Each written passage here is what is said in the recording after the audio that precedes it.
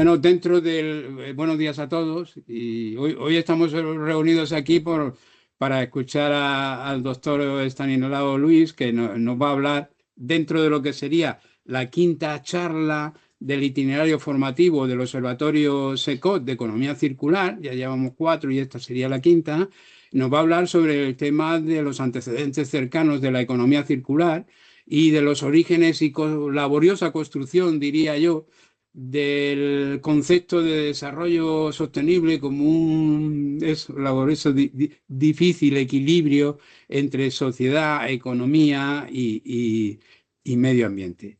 Por hacer una presentación imposible breve del doctor Estanislao Luis, es catedrático del área de ecología de la Universidad de León desde el año 84. Ha sido también director de la Cátedra Libre del Instituto de Ecología y Medio Ambiente de Uruguay, autor hasta donde yo he contado, de más de 11 libros y las publicaciones no las he contado, pero sí he hecho una indagación de más de 300 publicaciones en su área de competencia, pero aparte de ese, digamos, de su faceta académica, si me permitís también casi tan importante, es su faceta de divulgador comprometido con el área en la que trabaja y emprendedor, ¿no? Entonces, en ese sentido ha sido impulsor de grupos de trabajo en áreas como el impacto de los incendios forestales, la depuración de aguas o la gestión del paisaje como capital natural. Ha sido premio Medio Ambiente de Castilla y León por un trabajo que realizó sobre el Parque Natural de los Arribes del Duero y, bueno, cantidad de otras actividades profesionales que no voy a hacer más. Pero sí quería destacar, y además porque me invitó y estuve allí, que es fundador y presidente de la Asociación Española de la Lucha contra el Cáncer en León, donde, bueno, pues ha generado unas instalaciones y un grupo de trabajo referente, y yo sé lo que comentábamos antes de empezar como un área de emprendimiento, ¿no? Que es una actividad también complementaria a la hora de presentar y miembro también de la Asociación de Voluntarios de SECOT, donde colabora en el observatorio, en el equipo de formación. Y con su permiso,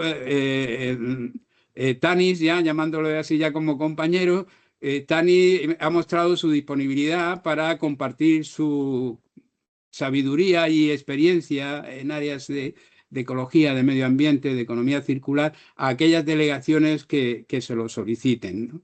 Y hasta aquí, Tanis, yo ya te dejo con la presentación y muchísimas gracias por dedicarnos este tiempo. Pues muy bien, Pepe, muchas gracias por tus palabras.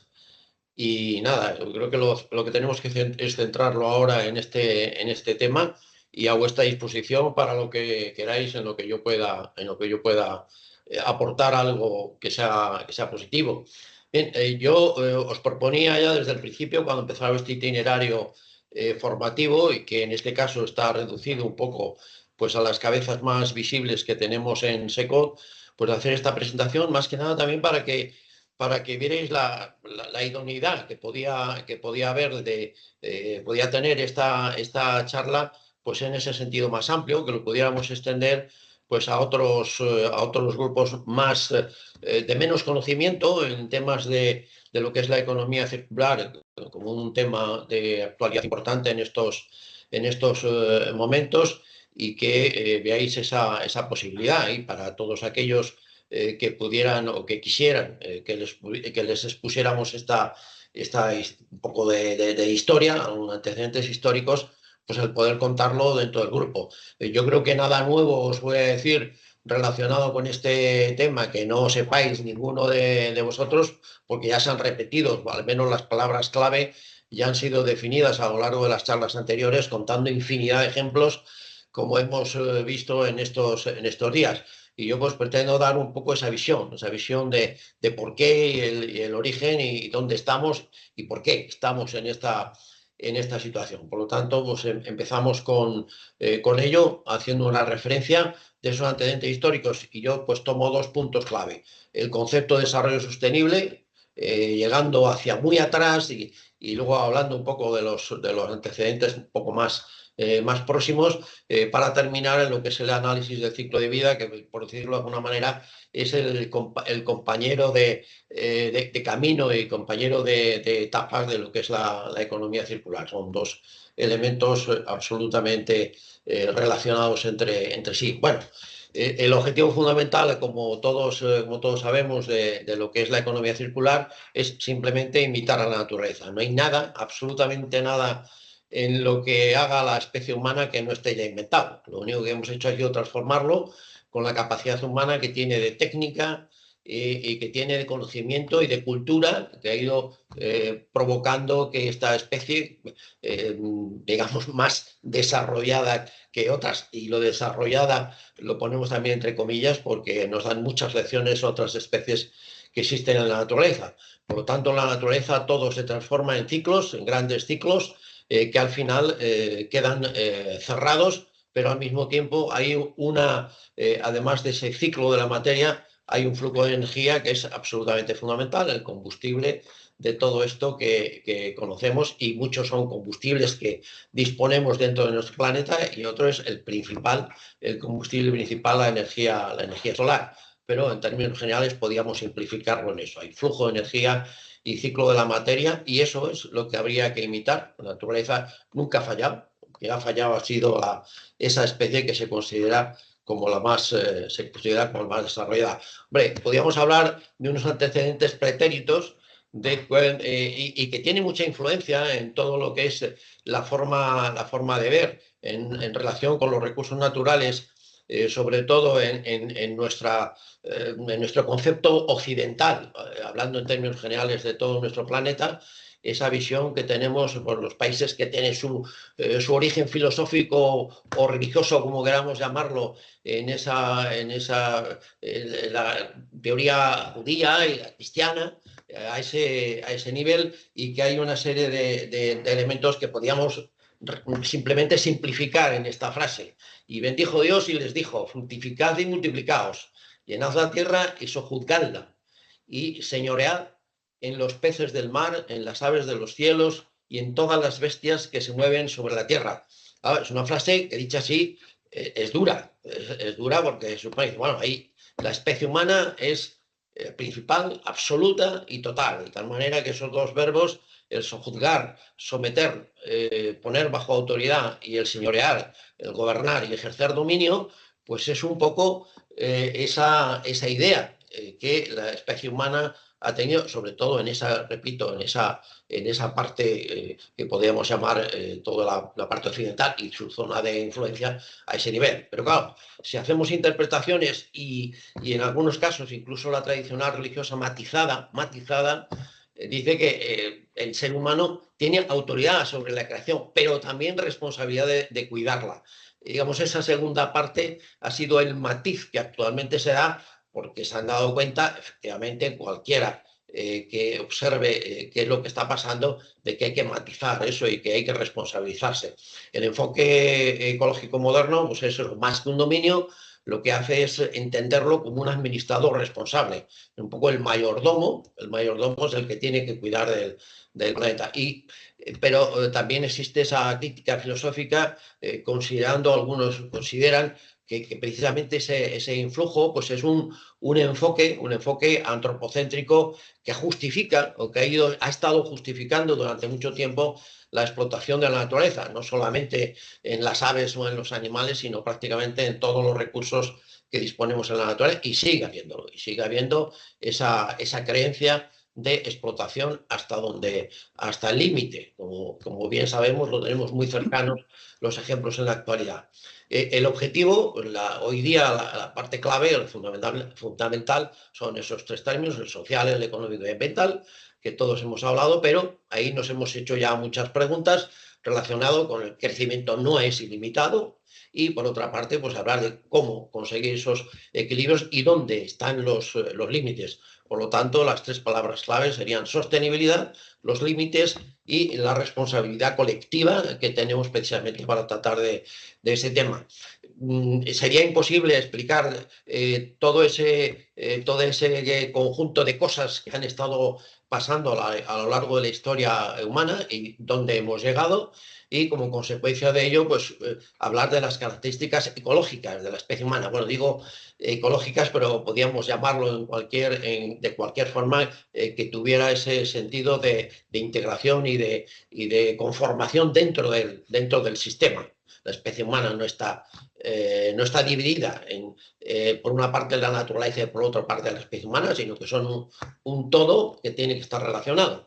Pero hay una serie de características ecológicas que nuestra especie tiene, y la fundamental para la subsistencia es el metabolismo interno, el mantener ese metabolismo interno, que tiene que ver, por una parte, mantener toda esa biomasa humana, pero al mismo tiempo el crecimiento. El crecimiento ha tenido mucho que ver en la respuesta que le damos actualmente a este concepto. ¿Cómo se mantiene esto? Pues a base del alimento. Pero si consideramos solamente este apartado, el apartado relacionado con el alimento, nos daríamos cuenta de que es una fracción relativamente pequeña, es una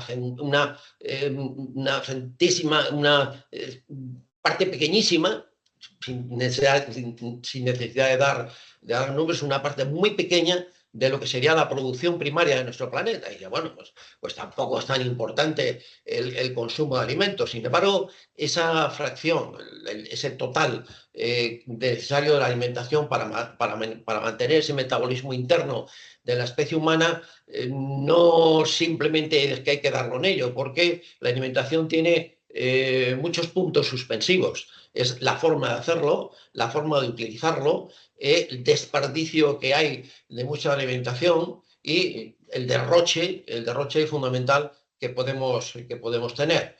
Por lo tanto, habría que añadir a ese mismo, como hemos dicho, el crecimiento, no solamente el mantenimiento de esa biomasa, sino el crecimiento. El crecimiento ha sido exponencial. En los últimos momentos ya hemos visto o vemos cómo en los últimos momentos ya se va rebajando, va reduciéndose esa parte, esa fracción, y que en estos momentos, o a partir de ya muy cerca, pues ha empezado a mantenerse o incluso a descender.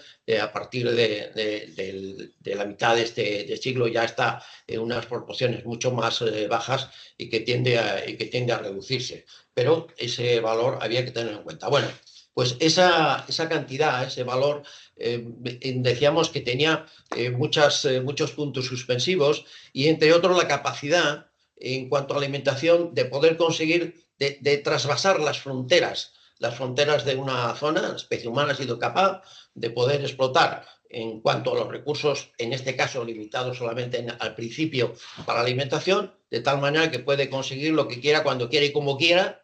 En relación con la alimentación, puede traerse una piña del Brasil o traer unos garbanzos de Rusia o lo que sea. Eso, por tanto, tendrá que estar asociado y añadido a la capacidad del transporte como efecto, y como al mismo tiempo con un valor positivo. Y eso supone un importante incremento en la capacidad de contaminación, dándolo en un sentido amplio de este tema. Pero bien, y con eso, con todo lo que lleva ese transporte a lo largo de todo el planeta para abastecimiento, solamente supone el 10% del impacto producido a nivel total. Solamente ese metabolismo interno es el 10% de esa capacidad. A eso habría que añadirle lo que es el metabolismo externo. Ese metabolismo externo que hace referencia a todo aquello, necesidades humanas, que no tiene que ver con el propio mantenimiento como ser vivo. Son todos aquellos artefactos, materiales, procesos, cargas, en fin, todo aquello. Bueno, pues cuando añadimos eso, esa parte es el 90%. Y también es necesario comentar el efecto que el transporte, para trasladar todos esos elementos, para luego conformarlos, facturarlos, etcétera, etcétera, tiene, y el impacto que eso supone, como hemos visto en el caso anterior. Hay una característica ecológica en la especie humana que de una manera muy simple y muy sencilla, algunos animales también lo tienen, pero de una manera muy escasa, pero en la especie humana es una cosa característica, que es el dinero. El dinero también forma parte de ese metabolismo externo, pero tiene una capacidad de diferenciación, de establecer clases y al mismo tiempo posibilidades de explotación, de tal manera que el dinero tiene más capacidad de poder modificar, alterar, en definitiva, en ese término general que decimos, de poder contaminar a nivel todo el planeta, y forma parte efectivamente de ese metabolismo externo.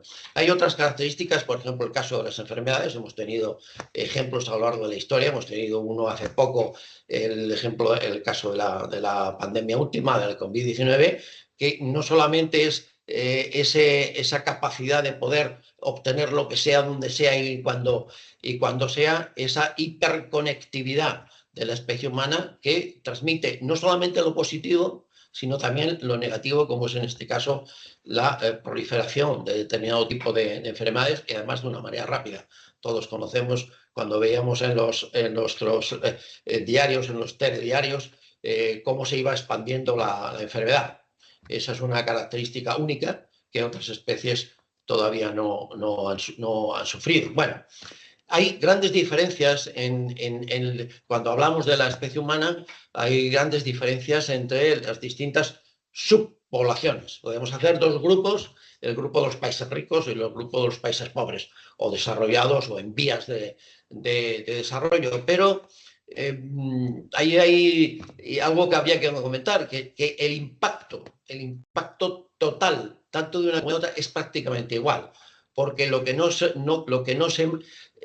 gasta en el mantenimiento de personas, se gasta en el mantenimiento de esos artefactos o productos que necesitan esas pocas personas. Y al revés, en los países pobres son más personas, menos utilización de esos artefactos, productos o lo que sea, pero el producto de los dos es prácticamente lo mismo. Aplicando esa fórmula, simplemente para definir de una manera exponencial las necesidades que tiene la especie humana, pues nos da que prácticamente los resultados, un poquito mayores para los países ricos, pero prácticamente iguales. Pero a pesar de ser prácticamente lo mismo, las diferencias desde el punto de vista real, desde el punto de vista de lo que es la vida persona a persona, son absolutamente diferentes, con lo cual pues es una propuesta de tratar de mejorar. Bueno, si avanzamos un poco en la historia, hasta todavía hace mucho tiempo, desde hace muchísimo tiempo, se consideraba que el planeta parecía que era infinito, que había recursos que se podrían utilizar sin más. Hay algún ejemplo de la época de la Edad Media, en las partidas del rey Alfonso X el Sabio, pues hace ya bastantes siglos, en la Ley Tercera, pues hablaba de cosas que eran permanentes para todas las criaturas. Y, por ejemplo, hablando del agua y del aire, decía las cosas que comunalmente pertenecen a todas las criaturas que viven en este mundo son estas. Dice, el aire y las aguas de lluvia del mar es su ribera. Y a lo que nos viene ahora, dice, o sea, cualquiera criatura que viva puede usar de cada una de estas cosas según que él fuere menester.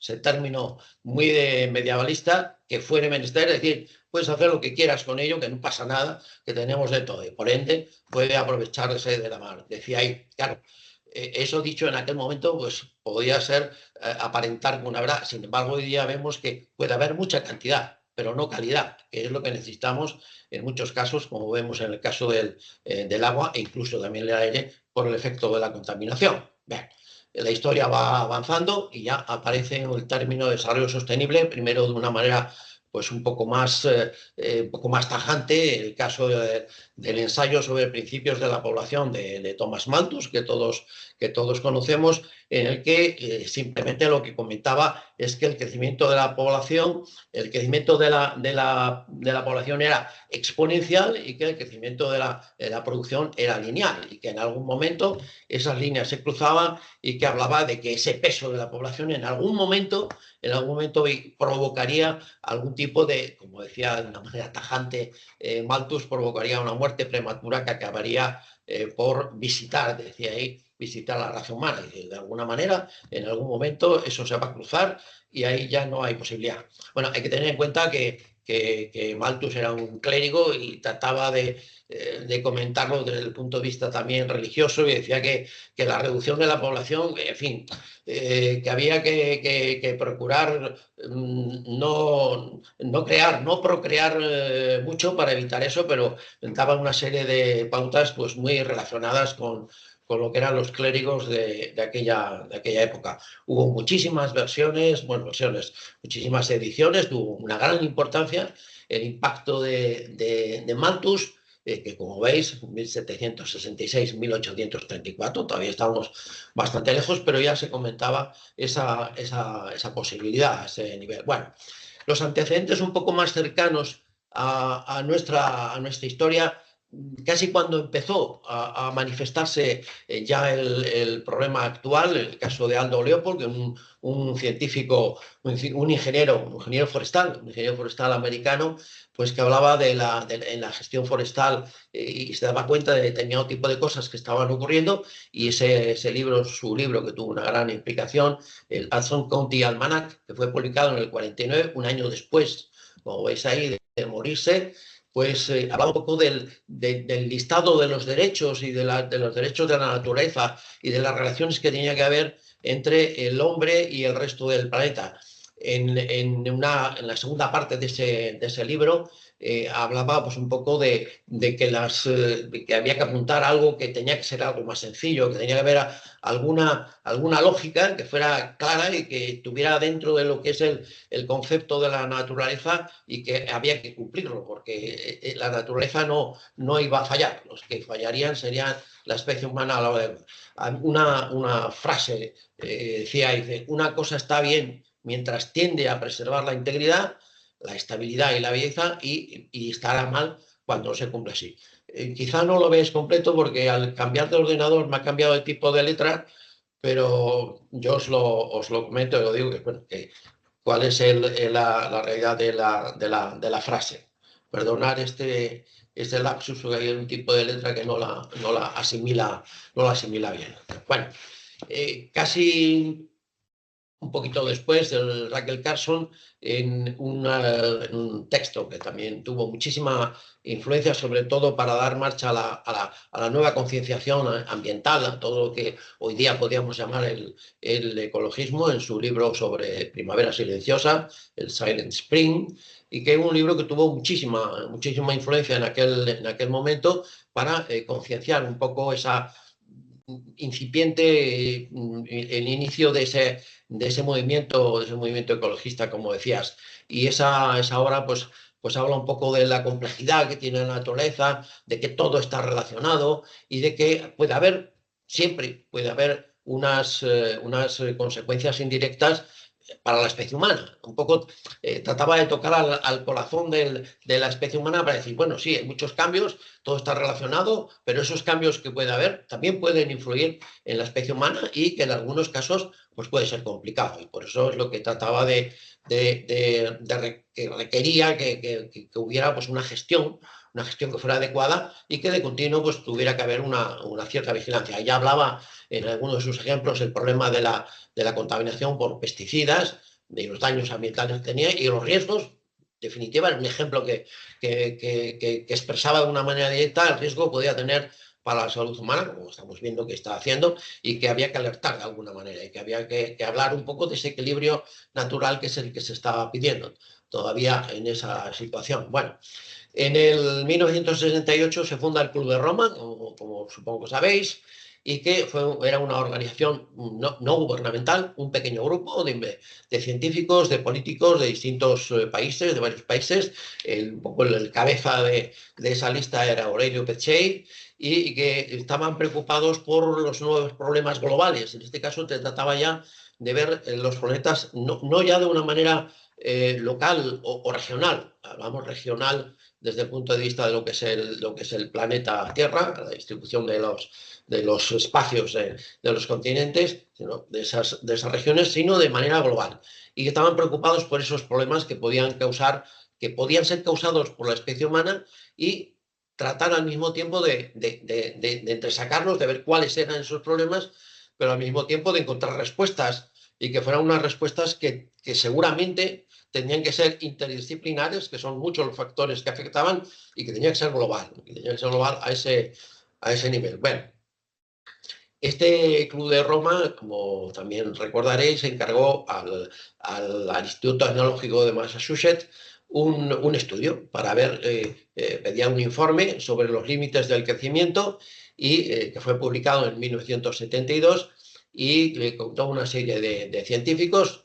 También la cabeza visible era la doctora Ornella Meadows, que era experta en cuestiones medioambientales, pero al mismo tiempo era también su especialidad era la biofísica. Por lo tanto, bueno, todos estos temas planteados por el Club de Roma se trataron de una manera como especialistas, y llegaron a unas conclusiones pues, que han sido válidas. Incluso hasta la segunda década de este siglo se ha comprobado que efectivamente en muchos de los apartados pues seguían con cierto raciocinio. Bueno, este informe pues estaba basado en unos modelos de dinámica de sistemas, de análisis cuantitativo, dinámica de sistemas, y lo que trataba de plantear era cuáles eran los límites biofísicos con una serie de curvas en principio sencillitas, y en relacionarlos con lo que podía ocurrir en un planeta finito. Ya no se consideraba que esto era que podíamos crecer hasta donde fuera, sino que había unos elementos limitantes que había que tener en cuenta. Bueno, pues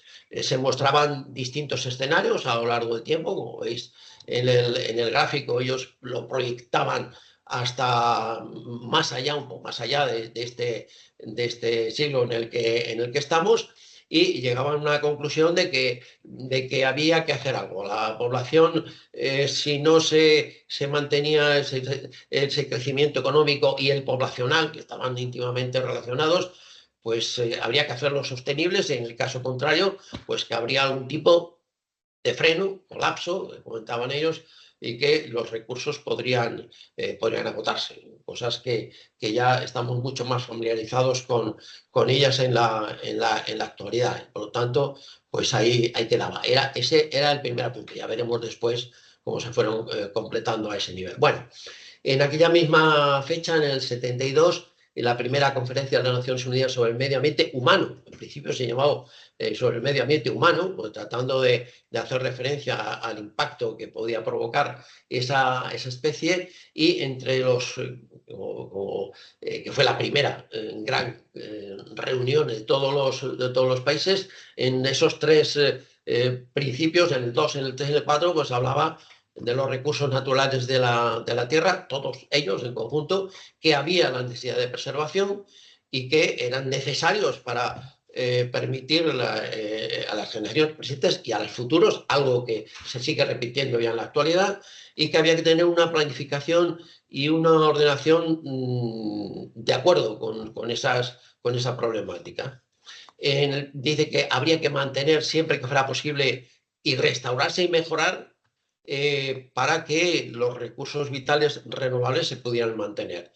Y por otra parte hablaba de la responsabilidad de la especie humana para mantener todo eso, la conservación de la biodiversidad que llamamos en la actualidad en ese contexto. Y por lo tanto, pues habría que planificar el desarrollo económico para evitar que hubiera algún problema más grave. Es decir, había que establecer una relación de equilibrio entre el desarrollo económico y la conservación de la naturaleza a ese nivel, incluyendo todo lo que hay. Bueno, simplemente por poner un ejemplo, quizás ha sido un poco más personal en mi caso, que está más cercano a nosotros, en la presentación de la Real Academia Española, Academia de la Lengua, de Miguel Delibes, que el título era El sentido del progreso desde mi obra, que tuvo muchísimas críticas por parte de los literatos, porque dice, ¿qué hace aquí un señor que habla de literatura y que escribe todo, famoso en todos estos temas? ¿Y por qué habla del desarrollo sostenible? ¿Por qué habla del progreso? ¿Por qué habla de la naturaleza? Pues, todos sabéis por sus novelas y por sus escritos que estaba muy relacionado con la naturaleza. Era una persona que influyó muchísimo en este nivel, muy concienciado, y además como era distinto a esa profesión, pues influyó muchísimo. Además, prácticamente todos sus hijos debieron de asimilar muy bien sus genes y prácticamente todos ellos se han dedicado después a los temas de conservación de la naturaleza. Bueno, pues en ese discurso hay una serie de frases. Todo el libro en sí está muy bien hilvanado, relacionado todo ese tipo de cosas, además muy bien expresado como él escribe, y que puede ser muy, muy interesante su lectura. Bueno, algunas de esas frases que vamos a ver. Dice, todo cuanto sea conservar el medio es progresar. Todo lo que significa alterarlo, esencialmente retroceder. Yo creo que es una frase que lo dice todo. Y ahí está la conciencia humana, debe de asimilar esa frase. Bueno, ya desmenuzando un poco algunas de ellas, decía, el verdadero progresismo no estriba en un desarrollo ilimitado y competitivo, ni en fabricar cada día más cosas, ni en inventar necesidades al hombre, ni en destruir la naturaleza, ni en sostener a un tercio de la humanidad en el delirio del despilfarro, mientras los otros 2 tercios se mueren de hambre, sino en racionalizar la utilización de la técnica, facilitar el acceso de toda la comunidad a lo necesario, para vitalizar los valores humanos y establecer las relaciones entre la especie humana y la naturaleza en un plano de concordia. Establece la palabra equilibrio, que de ahí mezclada con todas esas fases. Pero no me resisto a hablar de este otro, que era un poco la conclusión que decía, y que es muy importante, y sobre todo teniendo en cuenta la política económica, la política económica de algunos de los países más poderosos que tienen en la actualidad. Un poco, y fijaros que esto fue en el 75, hace 50 años. Dice, en este juego participamos todos, pero nadie debe reservarse el derecho a hacer trampas. Como si fuera un juego, dice, no, yo tengo cartas marcadas y puedo hacer trampas y puedo hacer lo que quiera. Lo de trampas y Trump se parecen bastante. Dice, nuestro planeta se salvará entero o se hundirá entero. Lo decía un poco con referencia a esa teoría que había de la nave Gaia, considerando el planeta Tierra pues, como una nave, y decía, bueno, pues o nos salvamos todos o todos nos hundimos. Pero yo creo que más bien no. Efectivamente, él hacía referencia no al planeta, sino hacía referencia a los habitantes humanos de ese planeta. El planeta ha estado hace ya millones de millones de años y seguirá estando, independientemente de que la especie humana siga o no siga, ¿no? Y seguramente desaparecerá cuando sea, y que la Tierra seguirá haciendo su giro alrededor del Sol y demás. Simplemente teniendo en cuenta la teoría de que el 99,9% de las especies que han existido en este planeta ya han desaparecido. La especie humana es una más. Su final es desaparecer también. ¿Cuándo? Pues depende del impacto que tenga y de la velocidad a la que se vayan modificando las condiciones ambientales del planeta, que muchas de ellas son independientes de la especie humana, muchas de ellas, ¿de acuerdo? Bueno, en 1987 aparece el informe que vulgarmente conocemos o que coloquialmente conocemos como informe Pruggen, es nuestro futuro común, que es el término que se le dio en esa reunión, en la comisión de este primer informe, y que lo hace con el informe Brundtland porque era el apellido de la presidenta, no su apellido, la presidenta, no, primera presidenta de esa comisión, la primera ministra noruega, y que en esta digamos que la frase que podía manifestar la importancia que puedo tener es que partió de la convicción de que era posible para la especie humana construir un futuro más próspero, más justo y más seguro en ese nivel, ¿no? Bueno, y se dio por primera vez una definición, por primera vez se conformó oficialmente, porque ya se había hablado del desarrollo sostenible, pero de una manera oficial se hablaba ya a nivel general, a nivel mundial, en este caso Naciones Unidas, la definición de desarrollo sostenible sobre aquello que satisface las necesidades actuales sin poner en peligro la capacidad de futuras generaciones de satisfacer sus propias necesidades, cosa que estamos repitiendo ya de una manera continua. Bueno, la Cumbre de la Tierra del 1992 sobre medio ambiente y desarrollo. Claro, la primera era medio ambiente humano y ahora ya medio ambiente y desarrollo. No habla de la especie humana como centrada en sí mismo, sino también el efecto que puede producir ese desarrollo, como manifestarlo de alguna manera. Bueno, en esas se declara, se ratifica lo que se había dicho en la anterior, en la del 72, 20 años antes, y el objetivo pues era establecer una alianza que fuera equitativa, que fuera equilibrada mediante distintos niveles de cooperación, a nivel de estados, a nivel de sectores clave en la sociedad, a nivel de personas de distintos niveles, cada uno en su nivel de responsabilidad, y que se podían alcanzar acuerdos para respetar todos los intereses que hubiera y que se mantuviera de una manera íntegra el sistema ambiental y el desarrollo mundial. Es decir, trataba de buscar en esa balanza un equilibrio para reconocer la importancia que puede tener la naturaleza y en esa independencia de la interdependencia de la Tierra. Bueno, ya con un pequeño matiz, la Carta de Aalborg del 94, que hace referencia a las ciudades, a los núcleos de población. Era la Carta de las Ciudades Europeas hacia la sostenibilidad. Y en este caso se desmenuza un poco esos conceptos de preservar el capital natural, de tal manera que decía que los recursos materiales, hídricos y energéticos renovables que no superaran la capacidad de los sistemas naturales para reponerlos, y la velocidad de los no renovables no superaran el ritmo de sustitución de los recursos renovables duraderos. Es decir, mantener el equilibrio, no solamente el gasto, sino también teniendo en cuenta los tiempos de recuperación que tenían cada uno de ellos. El segundo apartado habla, en definitiva, de la no contaminación, de tal manera que significa que la emisión de contaminantes no supere la capacidad que tiene nuestro planeta para absorberlos o para procesarlos y darle tiempo suficiente. Y el tercer gran apartado, para mantener la diversidad biológica, en definitiva, el mantenimiento de todos los elementos que suponen la calidad de vida necesaria, no solamente para la vida del ser humano, sino para todos los seres que habitan en este planeta. Bueno, 10 años más tarde de esa anterior que hemos visto, el del Aalborg más 10, daba las 10 claves para que los núcleos de población, los municipios, en definitiva europeos, en este caso en el tema del desarrollo sostenible, como bien sabéis, Europa siempre ha tratado de ser la cabeza visible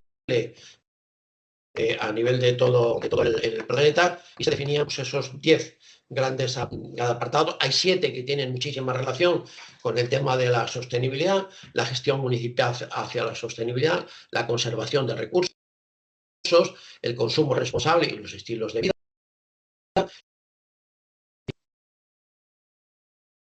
la movilidad, la economía local sostenible, es prácticamente lo que estamos hablando, el eje nuestro, la acción local con impacto global, que están complementados con esos otros 3 que marco en negro: el gobierno participativo, todo lo que tiene que ver con la gobernanza, la salud local y el bienestar.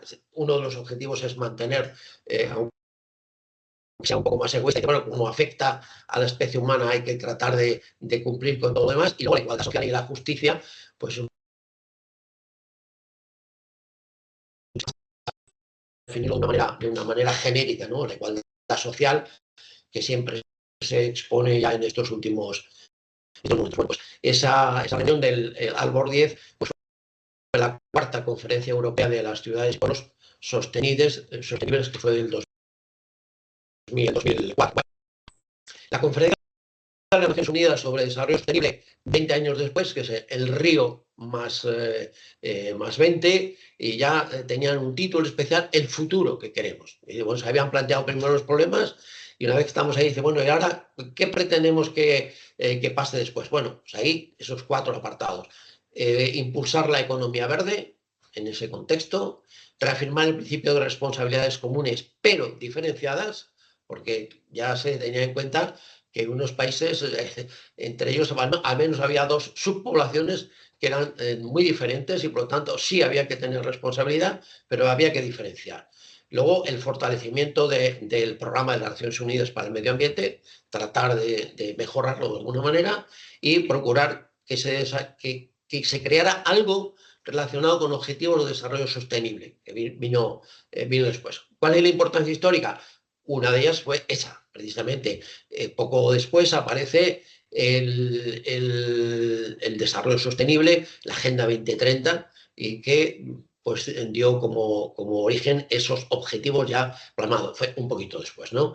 Y luego se consolidó el concepto de desarrollo sostenible con un marco global en el que intervienen esas tres columnas, esas 3 patas fundamentales, la parte económica, la parte social y la parte ambiental, que tienen que estar perfectamente en equilibrio. La falta de cada una de ellas incluso tiene su nombre y la compensación de 2 con respecto a la otra también tienen su nombre, de tal manera que lo que se busca es que estén las 3, porque si falla alguna de ellas, pues tiene algún problema. Bueno, ahí simplemente lo que pongo es un poco la comparación que hay en la evolución de esos apartados de los condicionantes de Albor, de ese tema que hablábamos de los núcleos de población, que es donde más habitantes hay, por lo tanto, donde más el impacto puede ser mayor. En el 94 pues, había una declaración de principios, una sensibilización y dio lugar a la Agenda 21 local, que todos conocemos, ¿no? En el 24 ya eran compromisos operativos, cosas concretas. Había una implementación municipal, es decir, que así se exigía, todavía no, pero sí se exigía que se cumplieran con ellos a nivel municipal, y había una gestión integrada. Tiene que ser, todo tenía que estar conformado a ese nivel. Y en el 24 pues ya hay un marco estratégico para esa transición sistemática. Tenía que haber una gobernanza multinivel de esa financiación y que ya se proyectaba hacia lo que conocemos como neutralidad climática y lo que también hoy día se coloca siempre como complemento lo de la justicia social, ¿no? A ese nivel. Eso fue la 10ª Conferencia Europea como resultado. Bueno, llegamos a la Agenda 2030, como decíamos, con esos antecedentes que había en la Organización de las Naciones Unidas en el 2015.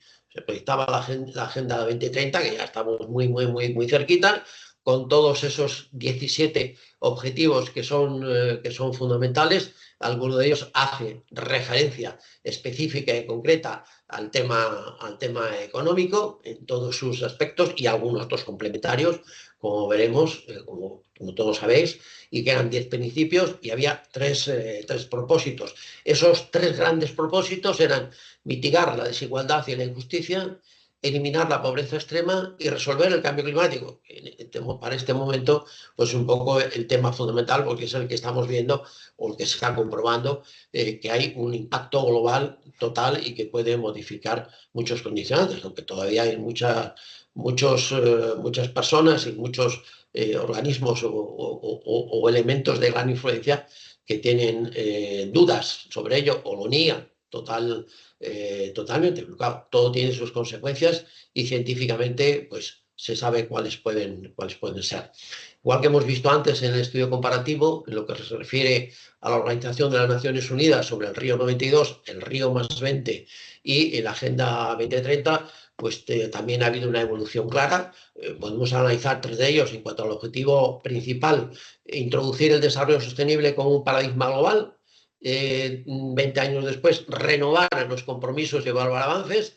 La primera propuesta se modifica si se trata de ya una vez evaluados, pues tratar de contrastarlos, y en la Agenda 2030 pues establecer ya metas concretas que fueran universales y que fueran medibles, Eso es importante, que tuviera algunos indicadores con capacidad de poderse valorar de alguna manera.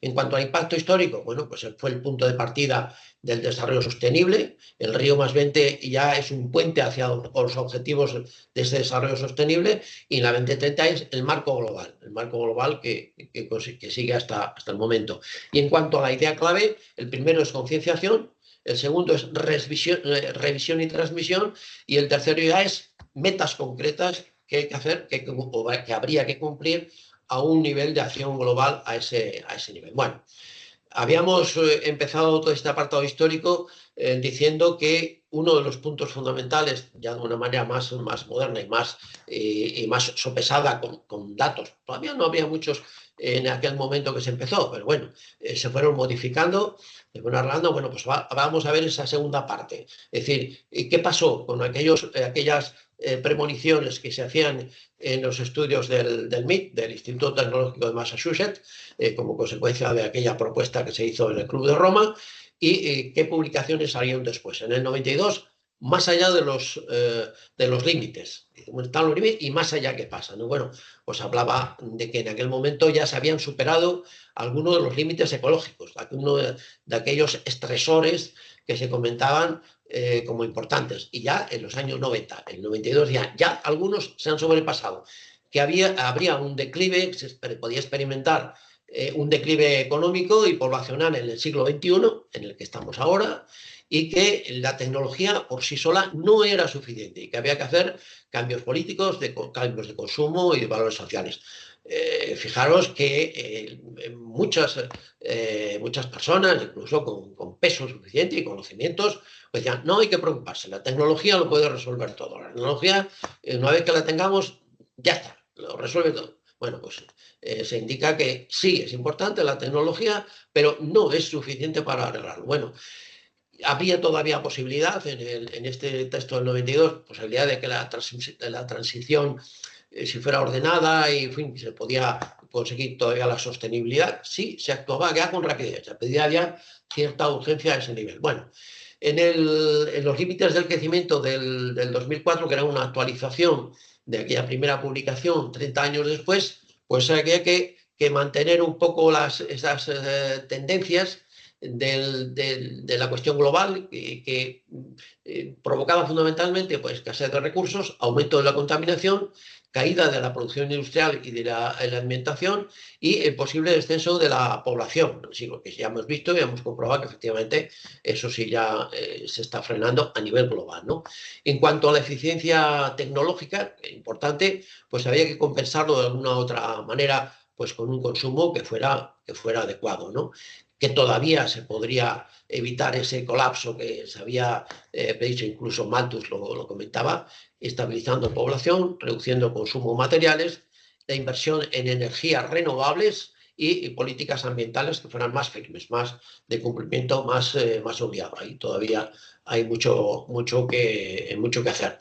El siguiente paso era cuál sería el título, el propósito global para los próximos 40 años, una proyección que se hacía de, bueno, a ver, ¿qué puede pasar 40 años después cuando ya se tenían todas esas bases de estudios anteriores? Bueno, indican en ese texto que la población mundial alcanzaría el máximo de población alrededor de los años 2040, y yo creo que ninguno de nosotros va a estar en ese momento, pero bueno, ya vemos que la curva de crecimiento, la tasa de crecimiento se va reduciendo, y que a partir del 40 pues empezaría a descender.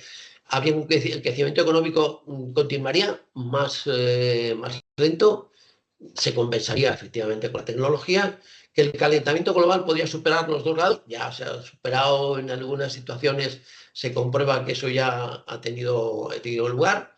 Dice que la respuesta es la aplicación de políticas todavía insuficientes, y que el colapso abrupto se puede resolver, un declive también, bueno, siempre se va prorrogando un poquito, como dando buenas palabras, de decir, bueno, todavía podemos resolverlo de alguna manera. Bueno, y fundamentalmente darle importancia a las energías renovables que crecerían y que efectivamente están creciendo. Bueno, y el último estudio de los que disponemos hasta el momento son una proyección, en este caso son mismos autores o similares, aunque no dependiendo estrictamente de ese mismo o con el paraguas de esa institución, pero son los mismos autores, pues hablaban un poco, dice, de los límites y más allá, ¿no? 50 años después, ¿qué pasa? ¿Qué es lo que se ha cumplido y qué va a seguir, ¿no? En ese estudio, bueno, pues habla un poco de las tendencias, de lo que ha habido, siguiendo modelos similares, por supuesto, muy mejorados y con muchísimos más datos.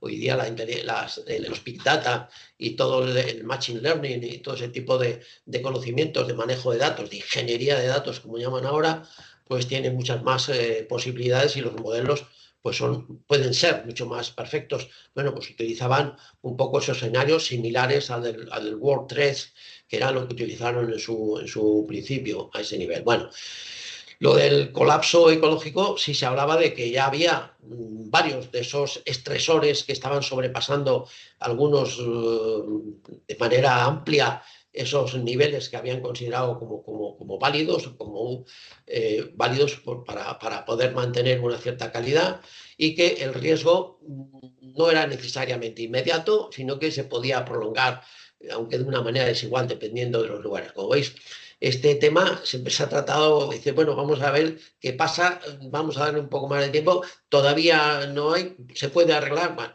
y se enfatiza pues, en la transición energética, en la reducción de consumo, la estructuración, etcétera. Todos esos temas que se vienen repitiendo de una manera continuada. Como veis, en este caso, bueno, en el resumen de esa proyección de los estudios del MIT, podíamos llegar a la conclusión clave, ya al final, en el último, porque los datos observados se aproximan bastante bien a lo que se había dicho en el año 72. O sea que era por lo menos una proyección, se ha ido matizando y se ha ido mejorando a ese nivel. Bueno, esto que hemos visto a nivel histórico está ahí definido de una manera gráfica para que veáis que el proceso pues, ha sido desde la aparición de Aldo Leopold y Raquel Carson, pues han sido 70 años de un proceso de renovación y demás a lo largo de la historia, complementados con lo que está en la parte de abajo en tonos, en fechas más en color rojo de las proyecciones que establecía el Instituto Tecnológico de Massachusetts, pero que es un poco lo que hemos llegado hasta ahora en este concepto de desarrollo sostenible y todas las repercusiones que ha tenido. Bueno, lo fundamental a lo que llegan en las últimas conclusiones es hablar de los estresores ambientales, es decir, aquellos elementos que pueden sobrepasar lo que podríamos considerar como valores límite, ¿no? Esos estresores ambientales pues tienen una etapa inicial en la que se hablaba de ellos, al principio eran como más vagos, eran muy genéricos, de contaminación del aire, del agua, del suelo, del ruido, de la radiación, de químicos, de deforestación local, la sobreexplotación de recursos, y el enfoque era fundamentalmente local o regional, todavía no eran globales, y estaba centrado en los impactos de una manera muy egoísta, muy subjetiva, sobre los impactos que podía provocar sobre la salud humana y en algunos ecosistemas muy específicos que tendrían pues, un interés práctico y fundamentalmente económico para la especie humana. Y estaba basado en estándares de calidad ambiental, con algunos indicadores que eran todavía muy sencillos. Algunas instituciones, por ejemplo, que estaban relacionadas con salud, como la World Health Organization, que son los que después sacaron ese lema de una sola salud, intentando decir que lo que le pasa a la especie humana es lo mismo que le puede pasar a los animales y que le puede pasar a los ecosistemas, y al revés, todos estaban interconectados,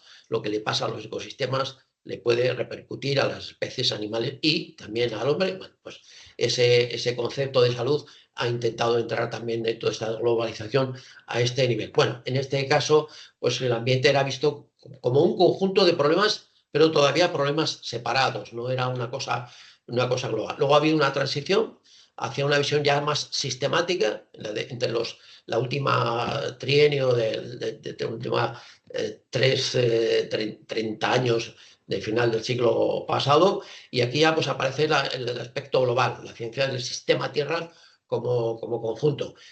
Había una interactuación entre todos esos elementos, no eran separados, eran interactuando, generan efectos acumulativos y que además en muchos casos de muy difícil en reversibilidad, es decir, podían producir cambios irreversibles y un poco se introducían los mismos conceptos o confirmaban lo que había propuesto por el Club de Roma. Por lo tanto, no se trata solamente de una contaminación local, ¿no?, sino de una estabilidad planetaria a nivel del conjunto del planeta. Bueno, y el tercer apartado ya es el nacimiento del concepto de los límites planetarios, que aparecen en el 2009 como una serie de antecedentes y que se define así como los planetary boundaries, que son esos 9 que están ahí especificados: cambio climático, integridad de la biosfera, la biodiversidad, el cambio de uso del suelo, los flujos biogeoquímicos, fundamentalmente el de nitrógeno y fósforo, que son los que más actividad tienen por el uso relacionado con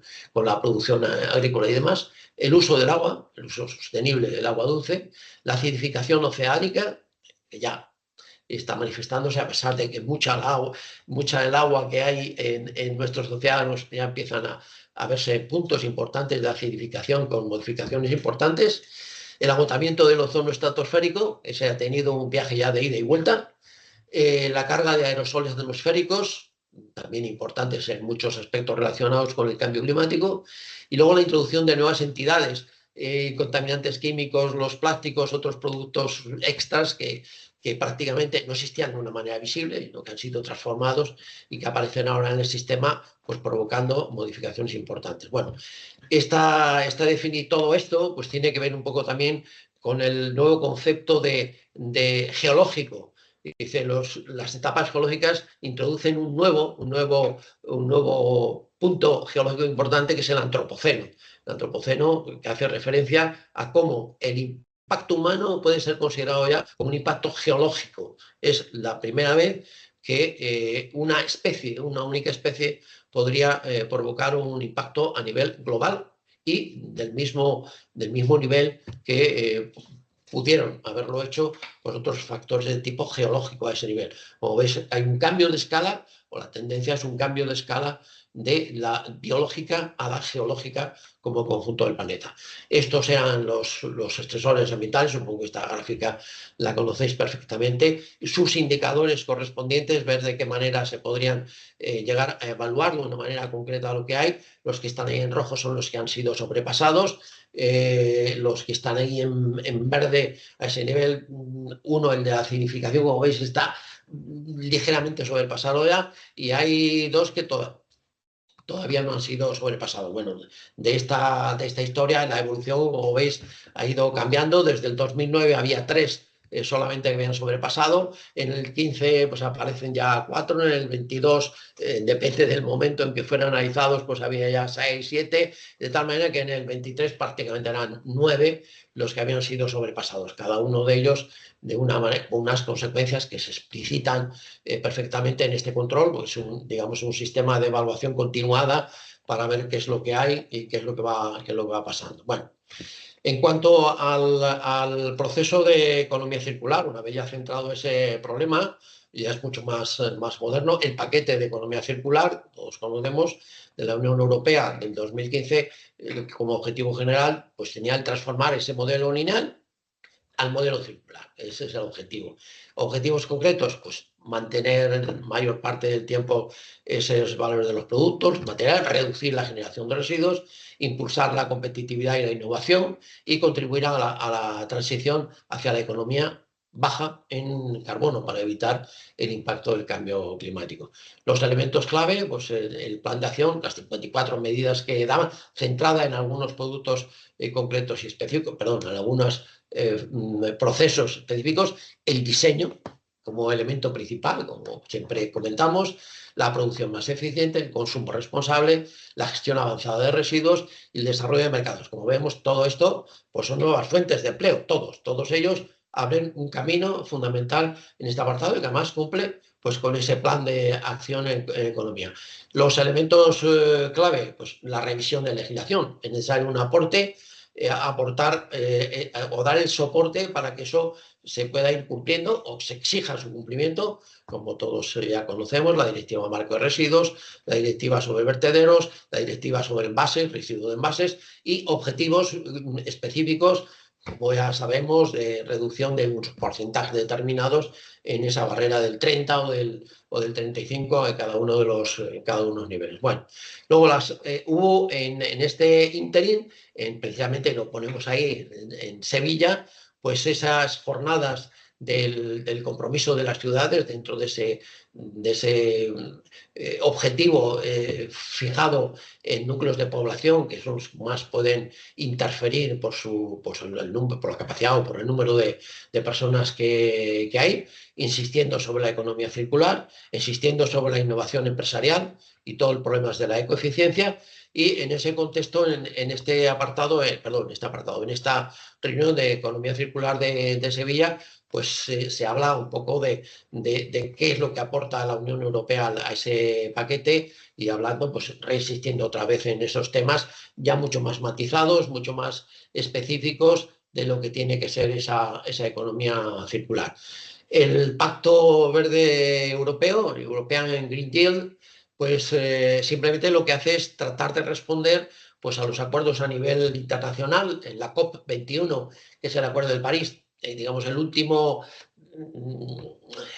que hablar de los COP es un poco hablar de las miserias de la especie humana, porque mucho hablar y poco hacer y poco cumplir. Bueno, pero por decirlo de alguna manera, el 21 fue uno de los que se dijeron algo que se ha llevado a la práctica, cumplir también o tratar de cumplir con lo que es la Agenda 2030 de las Naciones Unidas, que ya veíamos que era del 2015, y se hablen pues, unos ámbitos de actuación, entre los cuales simplemente señalamos ahí economía circular, ya específicamente en el marco estratégico del nuevo plan de acción.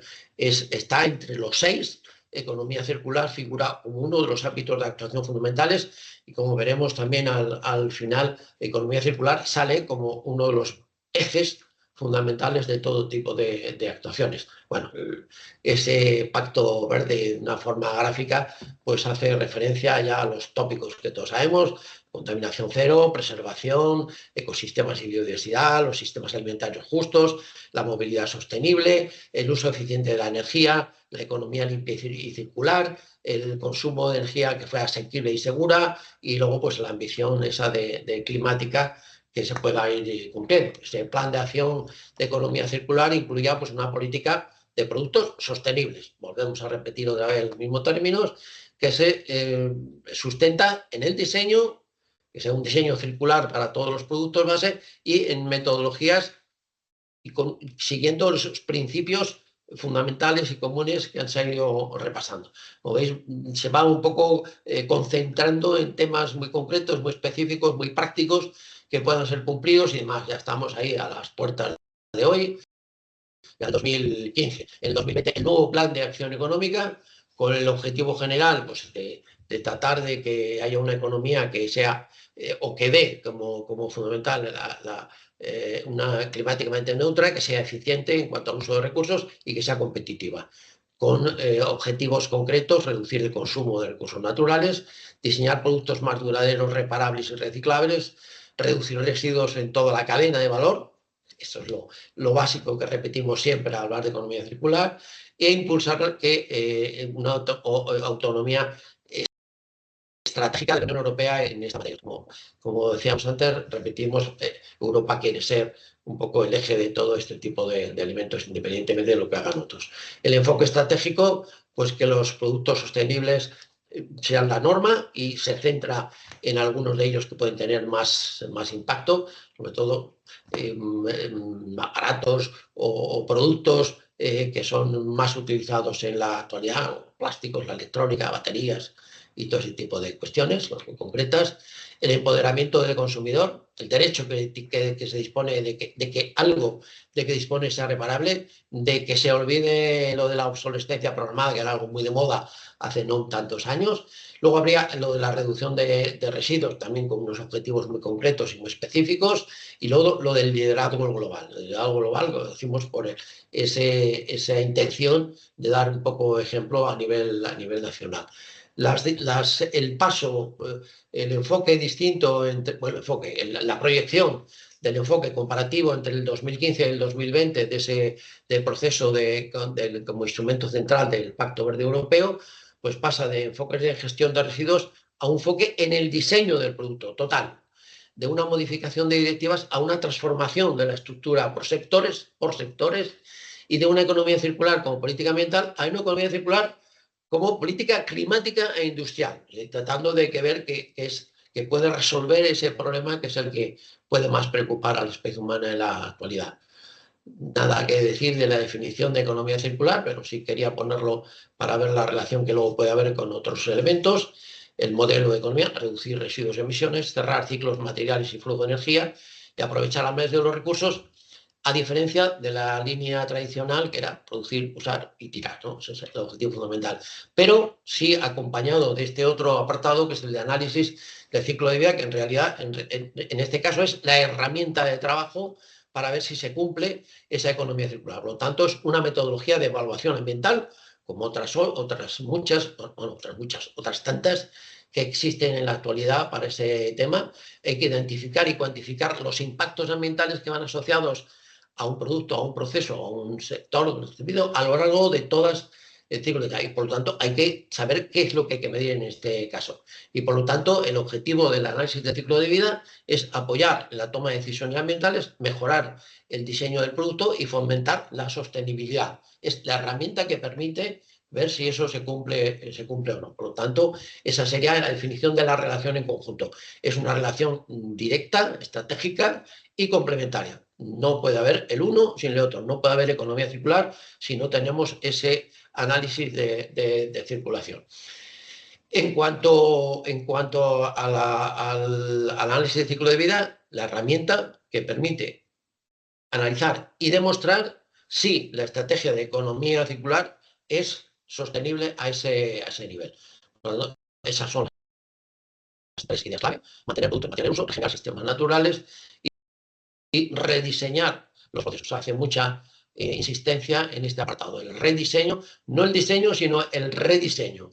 Una vez que se ha diseñado y se ha comprobado la eficiencia, no, volver otra vez a rediseñar. Ventajas de lo que todos ya sabemos, simplemente están definidas, y además de las tres patas fundamentales, ambientales, económicas y sociales, por las sistémicas, la que hacen referencia a las ventajas que puede tener el conjunto de las tres. E igual las desventajas, que yo en este caso matizaría, realmente no son desventajas, sino son la posibilidad de que puedan servir como indicadores para mejorarlas. Y por lo tanto, si se mejora, se puede transformar en una ventaja. Un poco lo que señalan esas luces que aparecen ahí. Vemos un diseño o tenemos un proceso y si nos sale hay que rediseñarlo. En algunos casos pues puede ser complicado, puede ser más caro, pero esa carestía en un momento, ese mayor coste, puede ser mejorado y puede favorecer y mejorar económicamente el diseño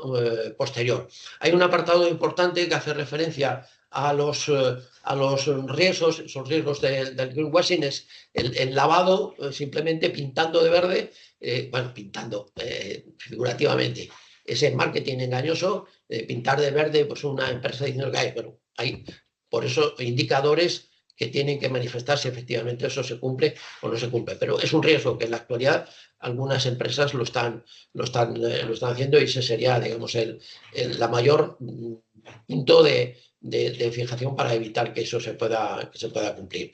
Algunos materiales son difíciles de reciclar, pues buscar otros materiales que sean más fácil. A lo mejor la infraestructura no es la adecuada, buscar la estructura que en el siguiente proceso puede hacer. Y todo esto pues da nuevos pasos a nuevos posibles puestos de trabajo a ese nivel. Bueno, lo fundamental en este caso es que todos esos pasos del ciclo de vida de un proyecto puedan ser medidos a través de esos factores ambientales. ¿Qué factores ambientales son los que pueden verse afectados a ese nivel? Ya estamos terminando. Bueno, el tema este de las R's que siempre sale a relucir, pues ha sido una lluvia, un bombardeo total de R's, primero 3, después 6, 7, 9, 10. Y el último, el rechazar, pues es el primero. Si no necesitas, si no es bueno, rechazarlo y así resuelves el problema. Algunos de ellos incluso es difícil, de tantas R's, es difícil diferenciar qué diferencia hay entre uno y otro de esos procesos que hay ahí. Pero bueno, lo que todos ya comentamos, el lineal es el modelo para se desecha, nada debe desecharse, todo debe de cumplir ese modelo circular, todo debe reincorporarse otra vez al sistema, incluso la eliminación tiene que ser otra vez vuelta a reutilizar a través de los sistemas más básicos del funcionamiento de la naturaleza, como veíamos al principio de lo gráfico, que ahí no se desperdicia absolutamente nada. La naturaleza todo lo va utilizando con más o menos tiempo. Lo que pasa es que la especie humana no tiene tanto tiempo, no dispone de tanto tiempo como dispone la naturaleza en su funcionamiento a nivel del planeta. Simplemente una comparación que ponemos ahí del análisis del ciclo de vida en comparación con los otros sistemas de evaluación ambiental, la comparación y ver pues, bueno, que todos ellos son realmente un complemento que pueden mejorar esa eficiencia en el proceso de TED. Y ya para terminar, como prioridades medioambientales globales, que son las que figuran actualmente, en el número 3 aparece la economía circular como una de las prioridades fundamentales a nivel del territorio. Bueno, y con eso es todo lo que os puedo contar.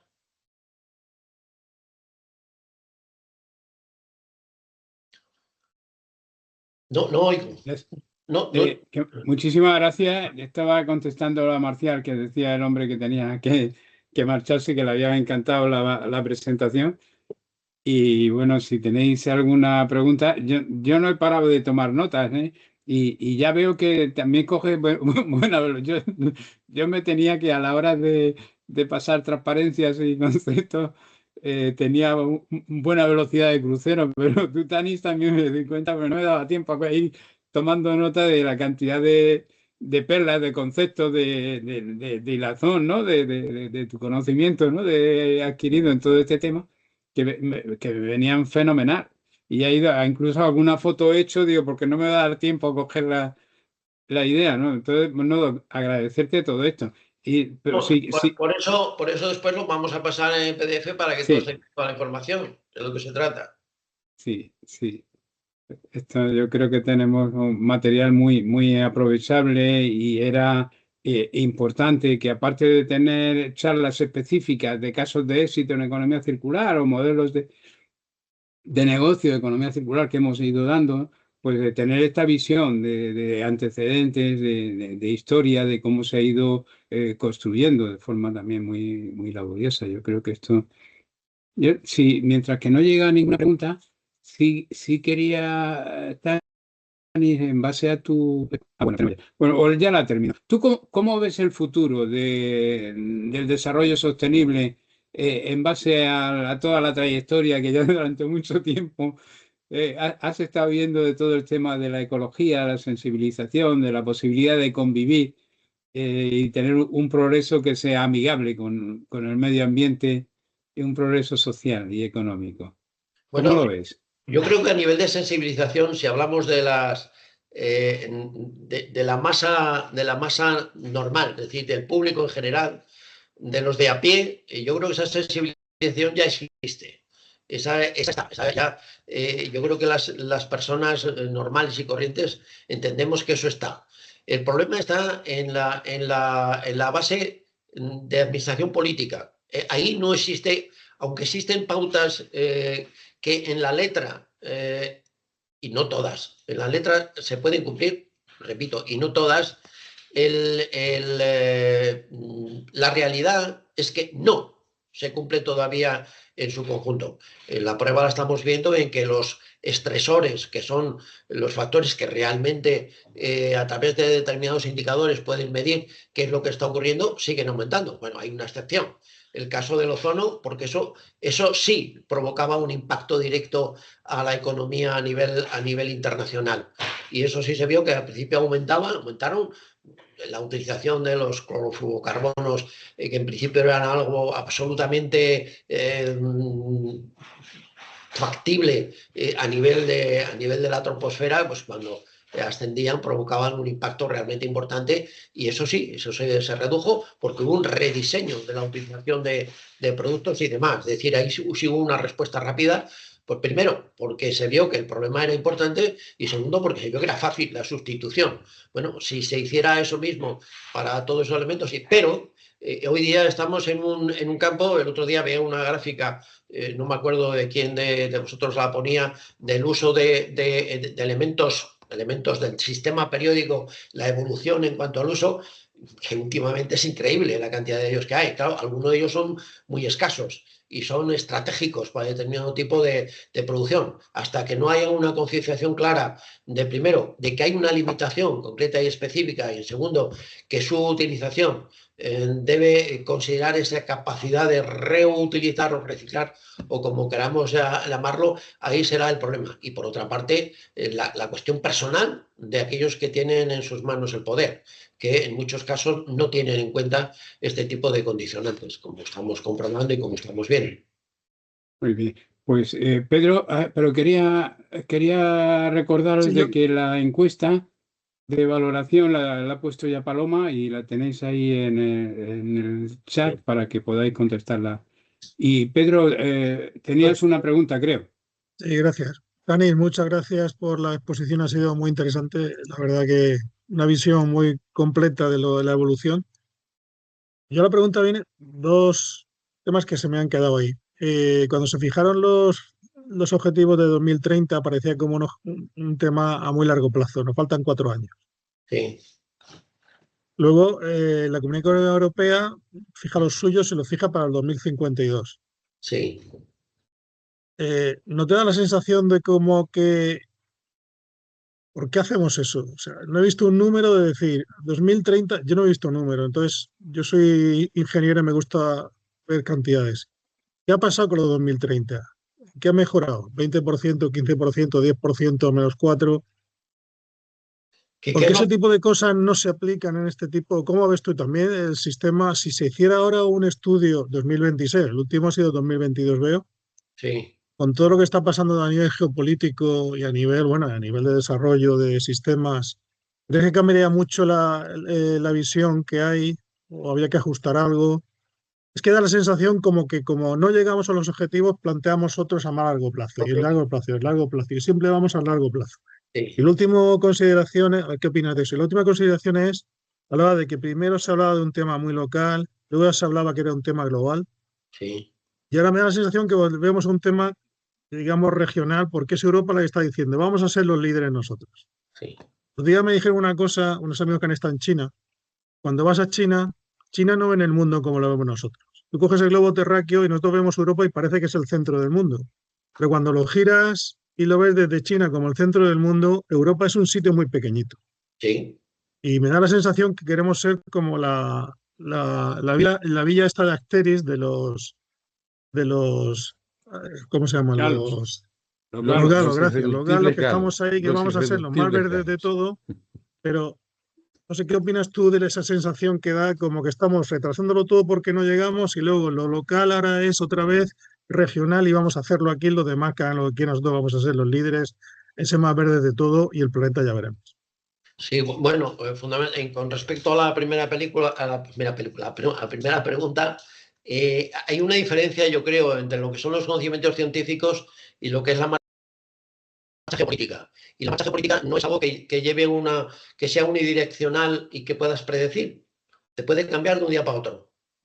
Esa es la geopolítica que hay, lo estamos comprobando, lo estamos viendo, cómo el que un país cambie y sea una persona u otra la que dirige esto, o que haya un país que requiera determinado tipo de productos e invada a otro país, puede ser cuestión de un día para otro, semanas, como estamos viendo, o días, o como mucho en años. Cada un año en la historia de esto es un instante, es un suspiro. Y sin embargo, el proceso de variación es muchísimo más lento, de tal manera que el acople en una disfunción, la capacidad de retrotraerte a una situación que podemos considerar normal es muchísimo más lenta. La capacidad de respuesta que tiene la naturaleza es eficiente, es absolutamente la que debe de ser, pero es lenta. El planeta ha pasado por situaciones muchísimo más complicadas que las que tenemos en la actualidad. Sería absurdo decir que es el peor momento que ha vivido la historia de este planeta.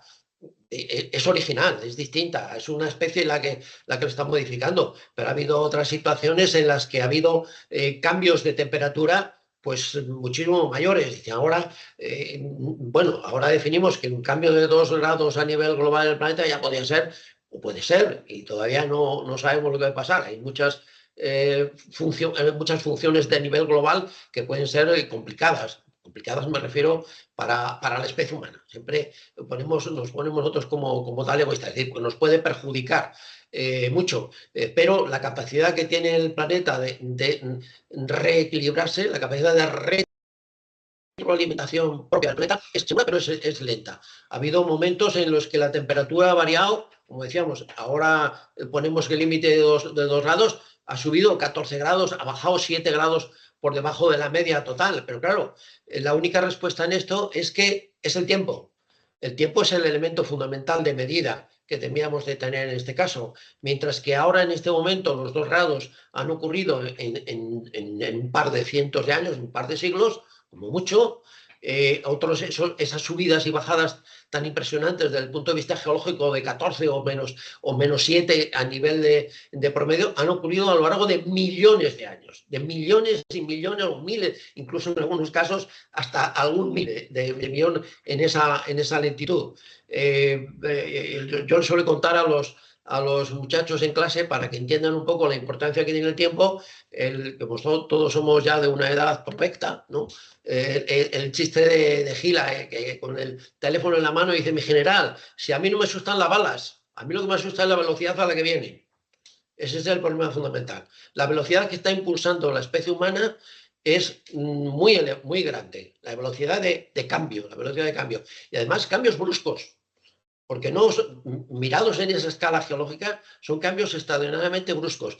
Y de un lado para otro, cuando nosotros que ya tenemos una cierta perspectiva para mirar para atrás, nuestra juventud no se parece en nada a lo que es ahora. Y si miramos hace 30 años, cuando ya éramos personas que jugábamos un papel en la sociedad, tampoco era lo mismo que es ahora.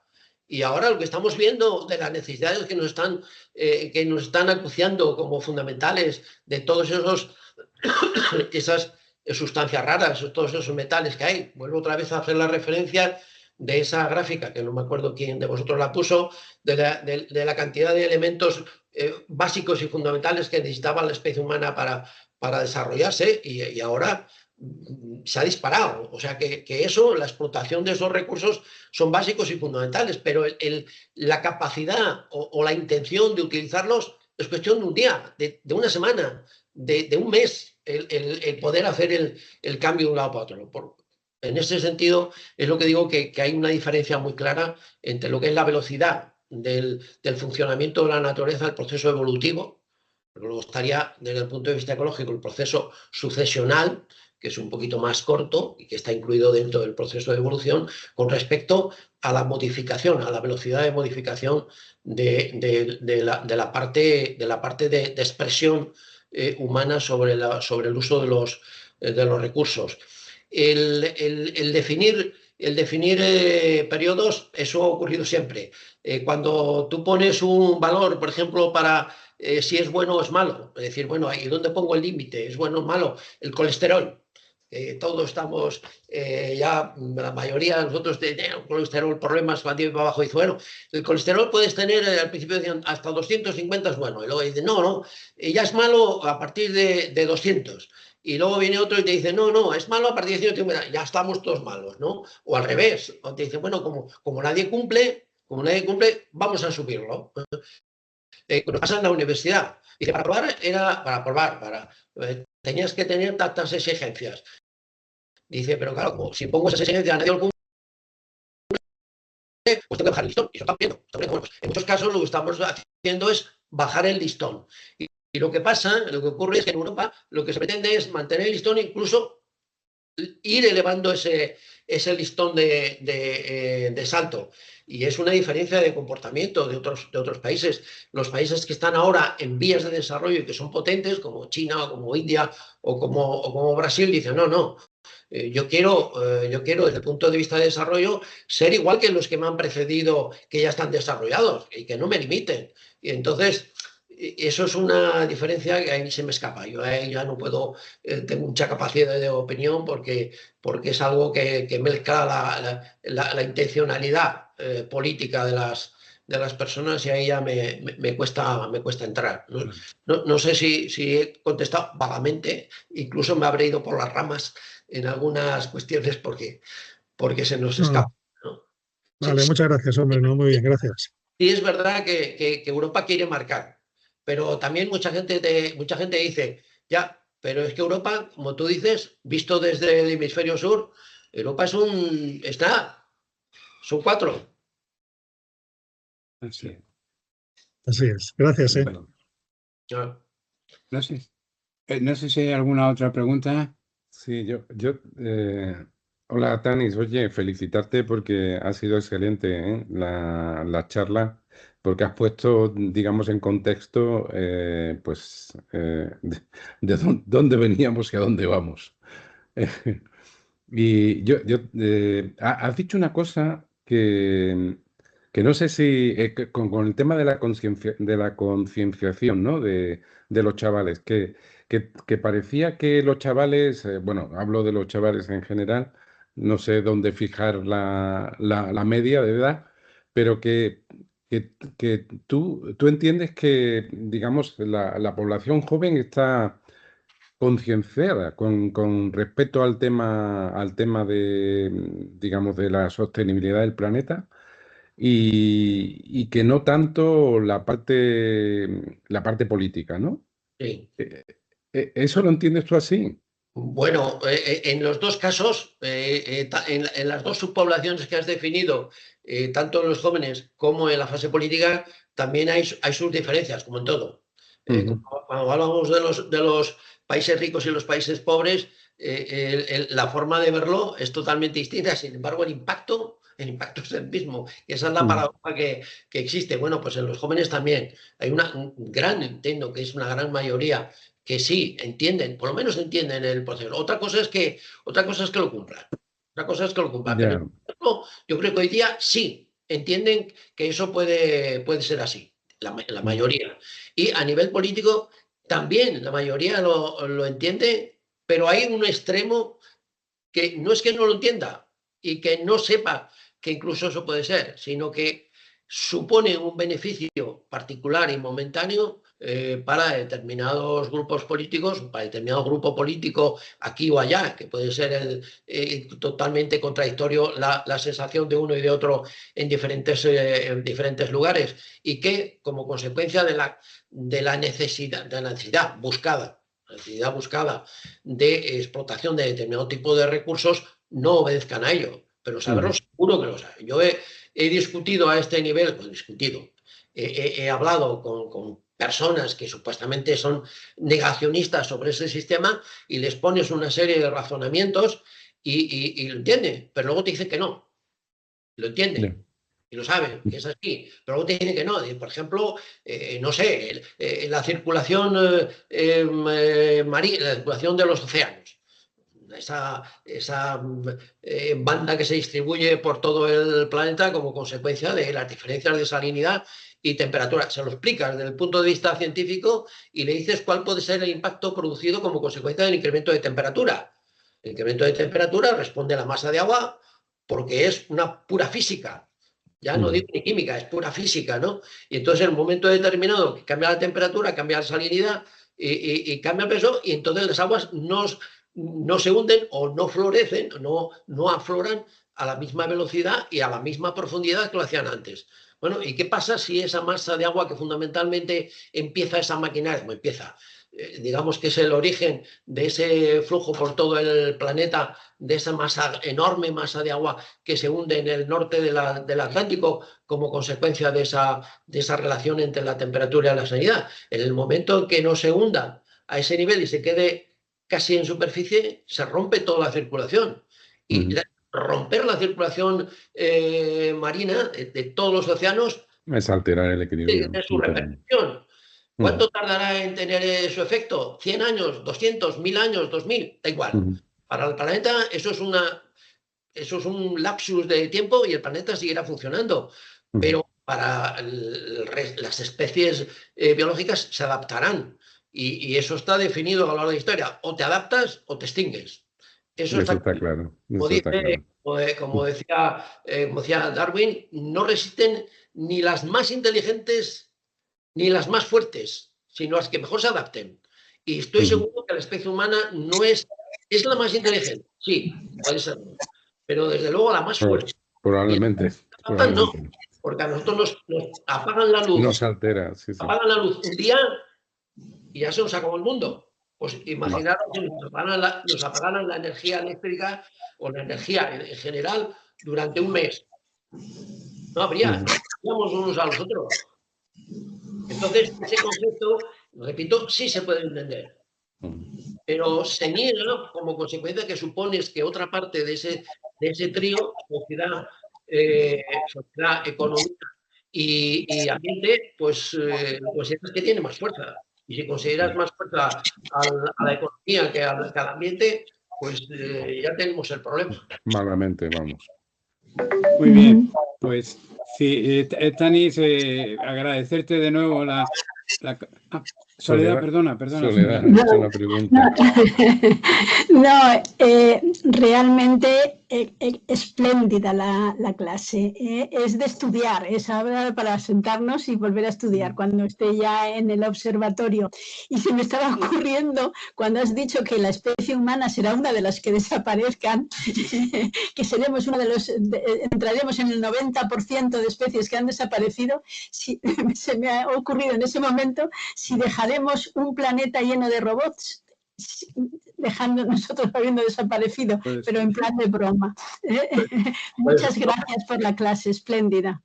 No sé si dejaremos robots, pero de nuevo cosas sí dejaremos. Y bueno, cuando aparezca otra especie inteligente después de nosotros, que puede tardar miles o millones de años, los que sean, pues encontrarán esos restos como nosotros encontramos los huesos de los dinosaurios.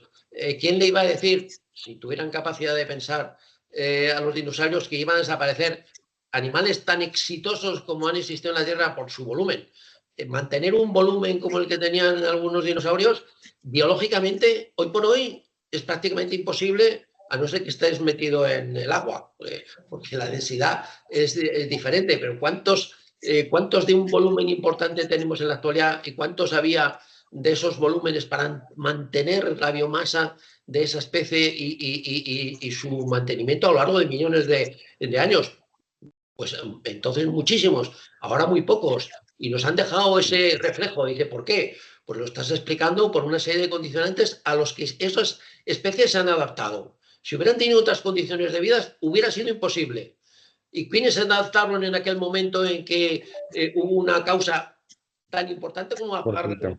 Y se apagó la luz porque aquello que ocurrió en aquel momento determinó que era imposible mantener una productividad primaria para mantener a todo aquello. ¿Y quiénes resistieron? Pues aquellos chiquititos que estaban escondidos debajo de tierra, que necesitaban poco para alimentarse, y de ahí hemos surgido nosotros, ¿vale?